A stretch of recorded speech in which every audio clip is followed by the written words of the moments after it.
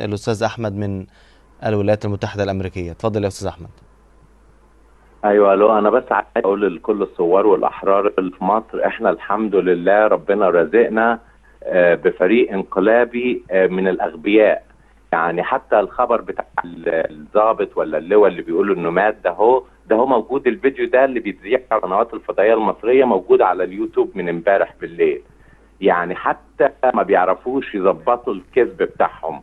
فده الحمد لله دي في صفنا، ان هم عقليه ستينات وعقليه خمسينات، هم خلاص معشش في دماغهم الخمسينات والستينات ومش راضيين يغيروا اسلوبهم. وللاسف هو بيحصل في مصر.